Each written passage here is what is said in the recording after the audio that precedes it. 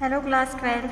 आज हम देखेंगे डिफ़ॉल्ट आर्ग्यूमेंट्स। डिफ़ॉल्ट आर्ग्यूमेंट्स क्या होते हैं कि अगर फंक्शन हेडर में ही फंक्शन डेफिनेशन में अगर कोई पैरामीटर्स को आपने ऑलरेडी वैल्यू असाइन करके रखी हुई है, तो आप अगर कॉलिंग के वक्त अगर किसी वैल्यू को स्किप भी कर देते हैं जो आपने ऑलरेडी डिफ़ॉल्ट असाइन करके रखे हुए हैं फंक्शन हेडर में, तो आप उस वैल्यू को स्किप भी कर सकते हैं। फॉर एग्जांपल मैं एक छोटा सा एग्जांपल लेके आपको यहाँ पे बताती हूँ।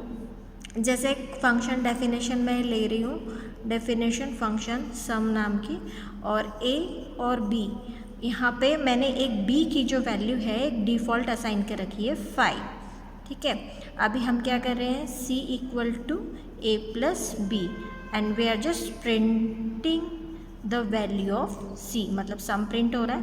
Now here the main section में हम क्या कर रहे हैं, सम। यहाँ पे जस्ट हम कॉल कर रहे हैं और सिर्फ एक वैल्यू पास करेंगे। मान लो हमने एक वैल्यू पास की, तो अब आप देख रहे हैं कि यहाँ पर कितने पैरामीटर्स है, 2 पैरामीटर्स है a एंड b, और b को यहाँ पे वैल्यू हमने 5 असाइन कर दी है। जब यहाँ पे हम कॉलिंग कर रहे हैं, दिस इज़ द कॉलिंग, ये फंक्शन जब कॉल हो रहा है तो ये जो 10 वैल्यू है ये a को पास हो रही है ना, और b में आपके 5 है already. a plus B 10 plus 5 15 और c प्रिंट कर रहा है।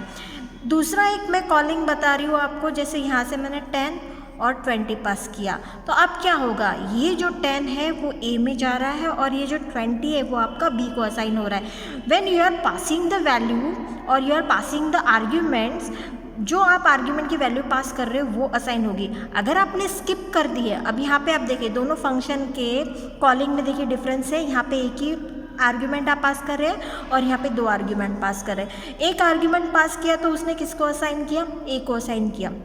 यहाँ पे 2 आर्ग्यूमेंट पास कर रहे हैं, तो जो सीक्वेंस है, जो ऑर्डर है, पहला वैल्यू उसने पहले पैरामीटर्स को असाइन किया और दूसरा वैल्यू उसने दूसरा पैरामीटर्स को असाइन किया। तो इसको कहते हैं, ये जो b को आपने 5 असाइन करके रखे, इसको हम कहते हैं डिफ़ॉल्ट आर्ग्यूमेंट। इसको हम कहेंगे डिफ़ॉल्ट आर्ग्यूमेंट। तो यहाँ पे कोई एरर नहीं आएगा। क्यों नहीं आएगा, बिकॉज यहाँ पे b की वैल्यू आपने डिफ़ॉल्ट असाइन करके रखी हुई है ना।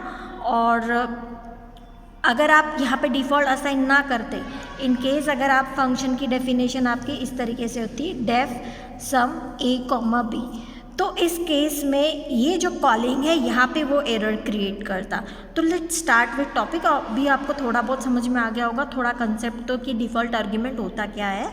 अभी हम स्टार्ट कर रहे हैं। When we already know the value of for a certain parameter, जो वैल्यू हमको पहले से पता है। For example in an interest calculating function, यहाँ पे एक इंटरेस्ट कैलकुलेटिंग फंक्शन का एग्जाम्पल दिया गया है। We know that mostly the rate of interest is 10%, then there should be a provision to define this value as the default value. Python allows us to assign a default values to a function's parameters, which is useful in case the matching argument is not passed in the function call statement.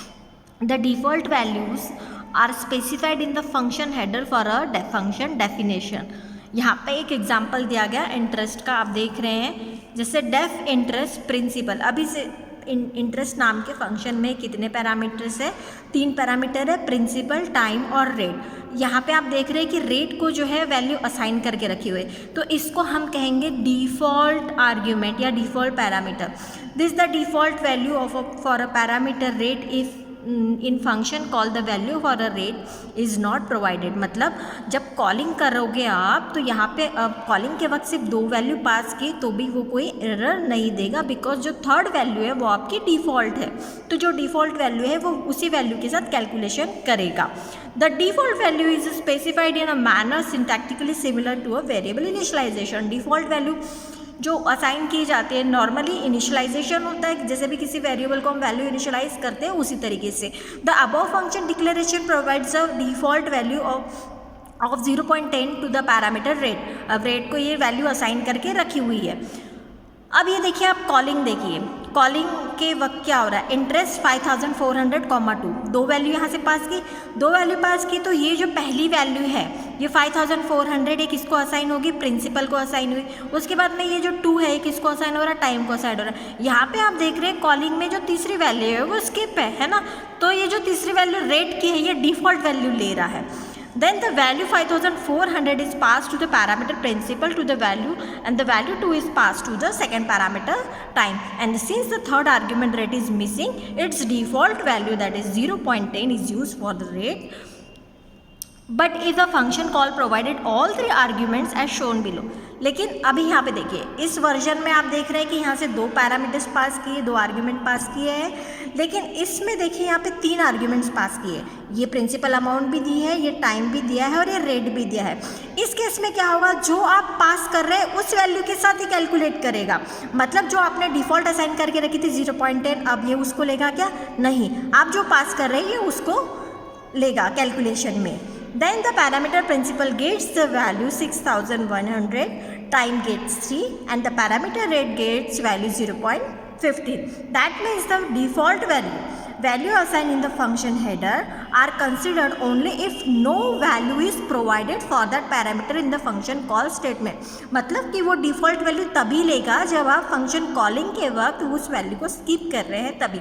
अगर आप function value में मतलब पास कर दिया, अभी मैंने आपको ये एग्जांपल के लिए भी आपको बताया था, ये वाला एग्जांपल मैंने आपको दिया था कि इसमें आपने एक वैल्यू स्किप कर दी है तो उसने कौन सी वैल्यू ले ली, डिफ़ॉल्टली।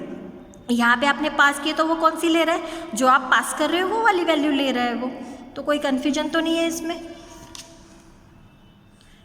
Let's start next. For instance, in the above mentioned declaration of a function interest, the parameter principal cannot have its default value unless the parameter on its right, time and rate also have the default value. Similarly, the parameter time cannot have its default value unless the parameter on its rate has its default value. There is no such condition for the rate is no parameters appears on its rights. यहाँ पे function calling के versions देखिए आप क्या है, definition, interest, print, time, rate, और यहाँ पे रेट जो है ये डिफ़ॉल्ट दे रखा है। तो ये वैलिड है। क्यों वैलिड है, क्योंकि जो असाइनमेंट डिफ़ॉल्ट वैल्यूज़ का, डिफ़ॉल्ट आर्ग्यूमेंट्स का जो असाइनमेंट होता है वो आप राइट हैंड साइड से करते हैं, न कि लेफ्ट हैंड साइड से। दैट मीन्स कि अगर आप यहाँ पे प्रिंसिपल अमाउंट की वैल्यू डिफ़ॉल्ट देते और इन दोनों की वैल्यू डिफ़ॉल्ट ना देते तो वो जो स्टेटमेंट होता है वो इलीगल होता। आप बता रहे हैं आगे। उसके बाद में देखिए दूसरा है डेफिनेशन हेडर, प्रिंट, टाइम और रेट, ये इलीगल है। क्यों इलीगल है, अगर आपको टाइम को भी डिफ़ॉल्ट वैल्यू देना था तो आपको रेट को भी देना ज़रूरी था। अदरवाइज या तो रेट आप इधर लिखते हो, टाइम को इधर लिखते हैं। आप समझ रहे हो मेरी बात को। राइट हैंड वो जो डिफ़ॉल्ट आर्ग्यूमेंट्स होता है वो राइट हैंड साइड से आपका बिगिन होता है, राइट हैंड साइड से ही आपको असाइन करते चलना पड़ता है। या तो अगर रेट को भी आप डिफ़ॉल्ट वैल्यू देते तो। उसके बाद में डेफिनेशन इंटरेस्ट, अब यहाँ पे आप देखिए आपने प्रिंसिपल अमाउंट दे रखी है डिफ़ॉल्ट, टाइम दे रखा है लेकिन रेट नहीं दे रखा है, ये भी इलीगल है। क्यों इलीगल है, क्योंकि राइट हैंड साइड का जो वेरिएबल्स है आप उसको असाइन नहीं किए, आप लेफ्ट हैंड साइड से असाइन कर रहे हैं। तो ये जो असाइनमेंट है ये रॉन्ग साइड से है, राइट हैंड साइड से असाइनमेंट होगा तो वैलिड स्टेटमेंट होता है। उसके बाद में नेक्स्ट स्टेटमेंट है आपका प्रिंट, टाइम, अब ये वैलिड है। क्यों वैलिड है, आप ये असाइनमेंट देख रहे, रेट को भी असाइन किया, टाइम को भी असाइन किया, प्रिंसिपल अमाउंट को नहीं किया, कोई बात नहीं।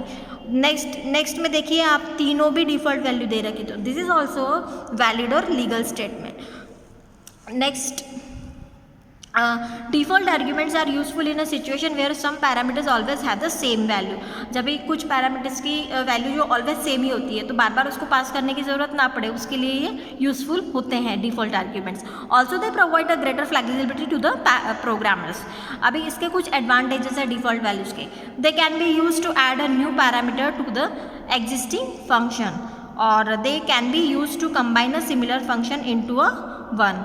इस तरीके से ये आपके पैरामीटर्स है। अब बात करेंगे हम कीवर्ड्स नेम आर्ग्यूमेंट्स की। अब कीवर्ड्स नेम आर्ग्यूमेंट्स क्या होते हैं कि अभी जो हमने आर्ग्यूमेंट देखे थे वो पोजिशनल आर्ग्यूमेंट थे। पोजिशनल आर्ग्यूमेंट्स का मतलब क्या है कि उनकी ऑर्डरिंग होती थी, उनका सीक्वेंस होता था।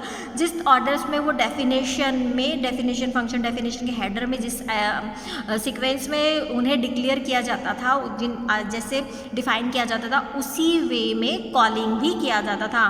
मतलब सीक्वेंस वाइज, ऑर्डर वाइज वो वैल्यू उनको असाइन होते थे। लेकिन ये जो कीवर्ड नेम्ड आर्ग्यूमेंट है इनमें कोई ऑर्डरिंग या सीक्वेंस नहीं होता है। अभी हम देखेंगे कैसे। The default arguments give you a flexibility to specify to default value for a parameter so that it can be skipped in the function call। अब डिफ़ॉल्ट आर्ग्यूमेंट का हमने देखा कि हम फंक्शन कॉल के वक्त उस वैल्यू को हम स्किप भी कर सकते हैं if needed. However still you can not change the order of the argument, लेकिन जो आर्ग्यूमेंट्स का जो ऑर्डर्स है हम उसको चेंज नहीं कर सकते, ऑर्डरिंग उनका सीक्वेंस उनका सेम ही होना चाहिए। You have to remember the correct order of the arguments, मतलब आपको जो करेक्ट ऑर्डर है आर्ग्यूमेंट्स का वो याद रखना ज़रूरी है कॉलिंग करते वक्त। To have a complete control and flexibility over the value sent as argument for the corresponding parameters, Python offers another type of argument that is a keyword argument. उसको हम कहते हैं जिसमें हमको सीक्वेंस रिक्वायर्ड नहीं होता, उसको हम कहते हैं कीवर्ड्स आर्ग्यूमेंट्स। उसको हम क्या कहेंगे?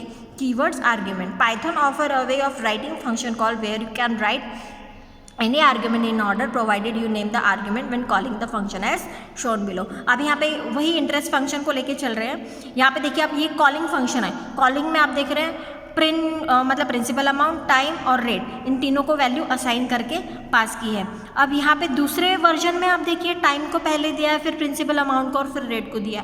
तीसरे वर्जन की बात करें टाइम दिया है, फिर रेट दिया है, फिर प्रिंसिपल अमाउंट दिया। अभी यहाँ पे तीनों भी फंक्शन कॉलिंग में आप देख रहे हैं कि जो आर्ग्यूमेंट्स है उनमें कोई ऑर्डरिंग या सीक्वेंस नहीं है, वो किसी भी सीक्वेंस में पास कर रहे हैं। तो ये जो आपने गौर किया होगा कि यहाँ से जब हम कॉल करते हैं, कॉल करते टाइम यहाँ पे हम असाइन नहीं करके देते, तो ये डिफरेंट टाइप का है ना।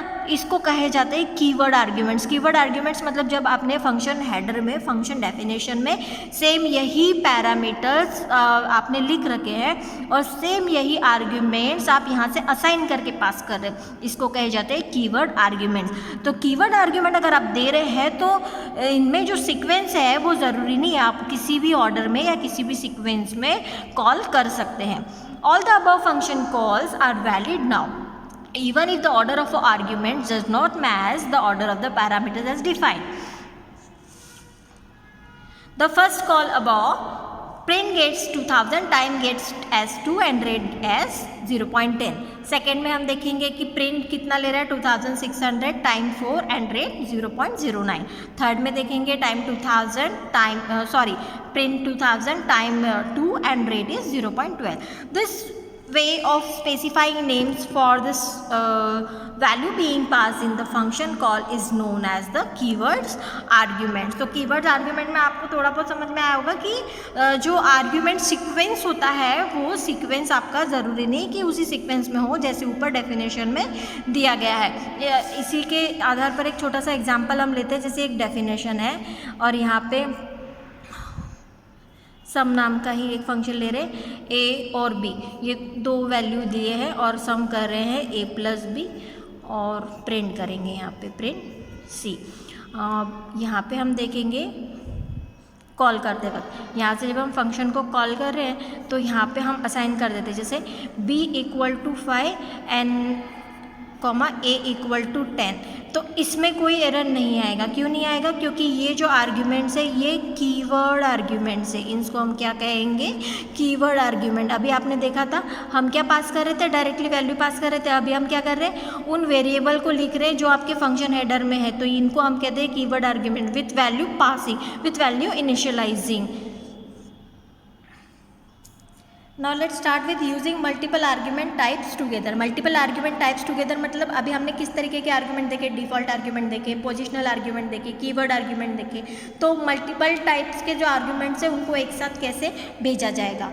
तो Python allows you to combine multiple argument types in a function call। Consider the following function call statement that is using both positional required and keyword argument। दोनों भी इसमें आर्ग्यूमेंट्स पास हो रहे हैं, एक तो पोजिशनल हो रहे हैं और कीवर्ड हो रहे हैं। पोजिशनल का मतलब क्या है कि उनका जो ऑर्डरिंग सीक्वेंस है वो ऑलवेज कॉलिंग के वक्त और डेफिनेशन के वक्त सेम होना चाहिए।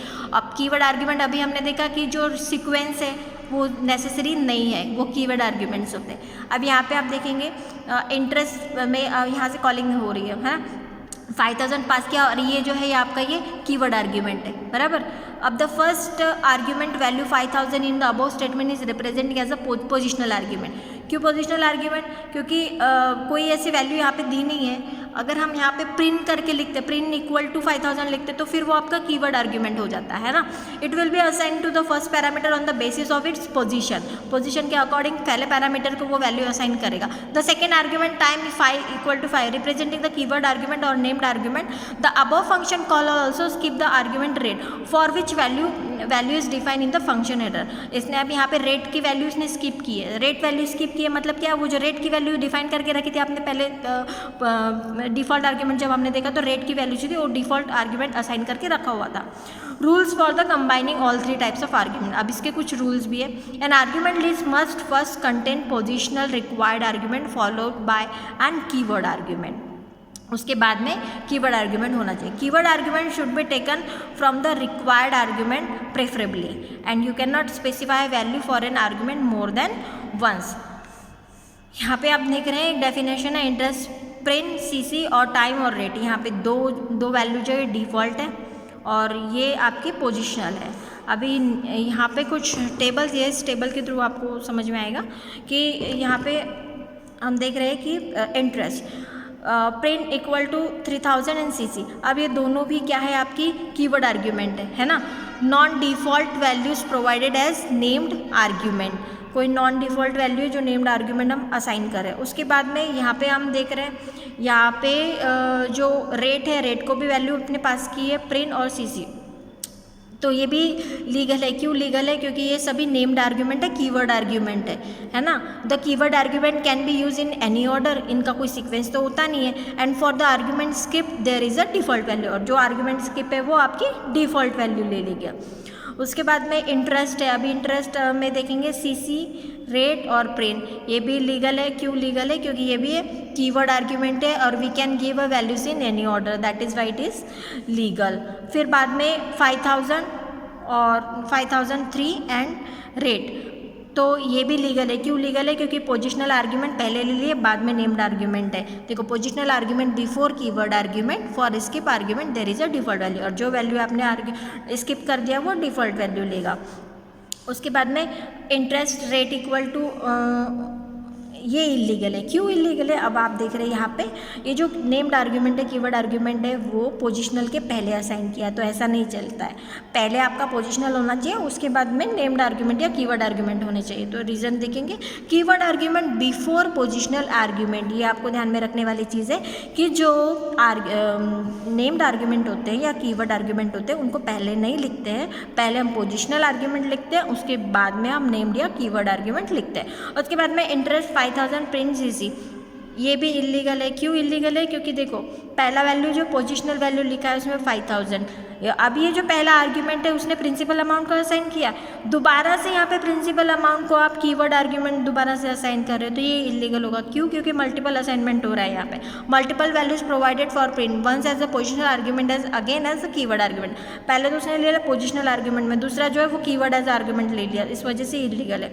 दूसरे में आप देखें, दूसरे में भी सेम चीज़ हो रही है, लेकिन यहाँ पे जो प्रिंसिपल पूरा लिखा हुआ है, यहाँ पे पहले 5000, ये अभी पोजिशनल के हिसाब से प्रिंसिपल अमाउंट को असाइन होगा, principal equal to 300। Undefined name used principal as not a parameter, principal है ही नहीं, प्रिंट नाम का आपका है, तो ये इसके लिए वो एरर दे रहा है। और वैसे भी मल्टीपल असाइनमेंट यहाँ पे हो रहा है, अगर आपको यहाँ पे प्रिंट लिखते तो वो मल्टीपल असाइनमेंट होता है, आप यहाँ पे अपने प्रिंसिपल लिखा है तो वो ये लिखा ही गलत है आपका, यूजर डिफाइंड नेम ही गलत है आपका।